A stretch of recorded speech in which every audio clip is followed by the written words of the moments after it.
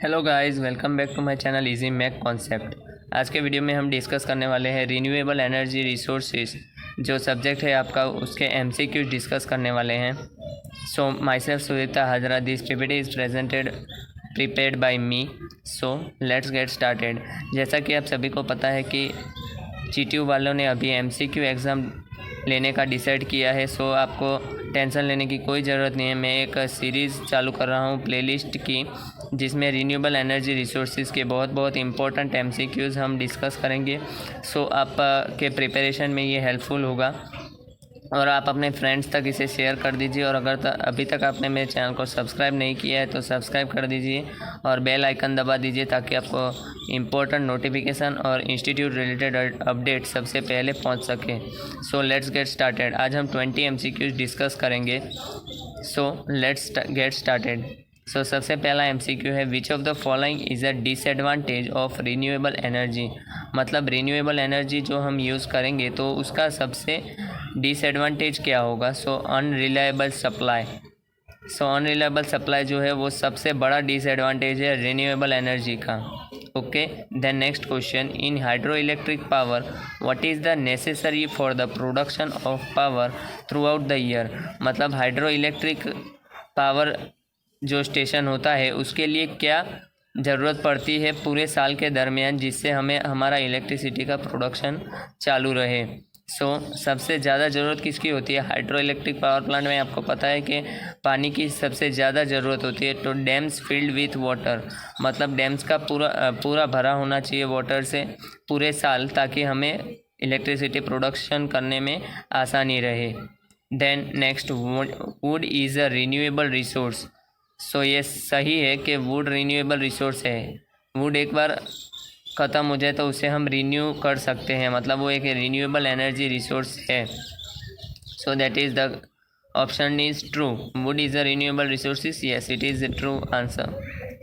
Then fourth question, the main composition of biogas is. मतलब biogas में main composition क्या रहता है, दैट इज़ मीथेन। मीथेन सबसे ज़्यादा मेन कंपोनेंट क्या है बायोगैस का। सो methane would be the answer. Methane is the main component of biogas. A solar cell is an electrical device that converts the energy of light directly into the electricity by the dash। तो photovoltaic effect, photovoltaic effect बहुत important एक effector रहता है। तो क्या बोला है question में आप समझ लेना। पहले क्वेश्चन को अच्छे से समझिए। एमसीक्यूज़ में क्या होता है, क्वेश्चन को आपको सही से समझना पड़ता है। तो पहले क्वेश्चन को आप पढ़ लीजिएगा ध्यान से, फिर ही ऑप्शन टिक कीजिएगा। क्योंकि एक बार आपने एक ऑप्शन सही कर दिया, मतलब राइट कर दिया, तो मतलब उसको आप चेंज नहीं कर सकते। ध्यान से क्वेश्चन पढ़िएगा। Solar cell is an electrical device. Solar cell क्या है, एक इलेक्ट्रिकल डिवाइस है जो एनर्जी ऑफ लाइट को डायरेक्टली इलेक्ट्रिसिटी में कन्वर्ट करता है। तो वो कैसे करता है।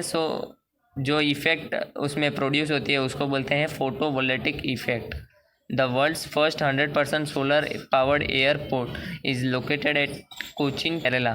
कोचीन केरला का जो एयरपोर्ट है वो सबसे पहला इम्पोर्टेंट मतलब एयरपोर्ट है जिसमें 100% सोलर पावर से सब कुछ चलता है। मतलब उसमें इलेक्ट्रिसिटी जो यूज़ होती है वो सोलर पावर के थ्रू होती है। पहला वर्ल्ड का ऐसा एयरपोर्ट है जिसमें 100% सोलर पावर्ड है, दैट इज़ कोचीन केरला में लोकेटेड है।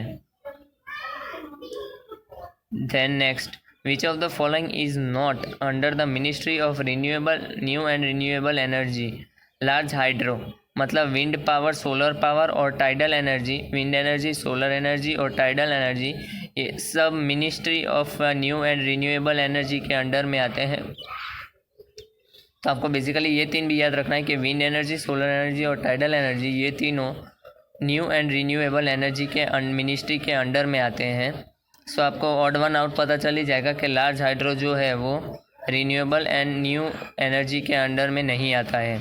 Okay, then which ministry is mainly responsible for research and development of renewable energy sources such as wind power, small hydro, biogas and solar power।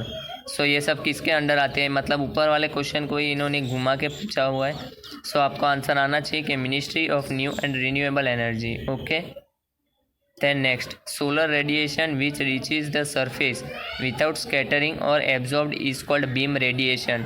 तो solar radiation which reaches the surface मतलब solar radiation जो surface को reach करता है without scattering मतलब जिसमें scattering भी नहीं होता और एब्जॉर्ब भी नहीं होता, मतलब बाहर भी नहीं निकलता जिससे और जिससे एब्जॉर्ब भी नहीं होता, उसको कौन सा रेडिएशन कहते हैं? Beam radiation. फिर है complete the following reaction H2O plus CO2, तो क्या होगा? CH2O plus O2। ये बहुत ही एक इम्पोर्टेंट इक्वेशन है सोलर एनर्जी के related, H2O plus CO2 CH2O plus O2। Okay, then next, nuclear energy is a renewable energy. ये गलत बात है, मतलब न्यूक्लियर एनर्जी जो है वो मतलब बहुत ही डिवास्टेटेड एनर्जी है, जो मतलब एक बार ख़त्म हो गया तो वापस नहीं पाया जा सकता उसको, इसलिए वो फॉल्स है। सो न्यूक्लियर एनर्जी क्या है? रिन्यूएबल एनर्जी नहीं है, ये आपको याद रखना है। Then where is the largest wind farm located in India? सबसे बड़ा लार्जेस्ट जो है विंड फार्म कहाँ लोकेटेड है इंडिया में? Muppandal wind farm Tamil Nadu. Muppandal wind farm Tamil Nadu में जो है वो सबसे लार्जेस्ट विंड फार्म है which is located in India. As far as India is considered, Mundappal wind farm Tamil Nadu is the largest wind farm. Okay, then which of the following energy has the greatest potential among all the sources of renewable energy? तो solar energy सबसे ज़्यादा जो energy available है India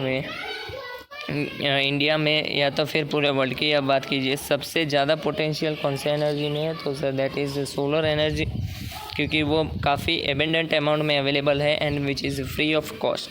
तो सबसे ज़्यादा potential जो है वो सोलर एनर्जी के अंदर होती है।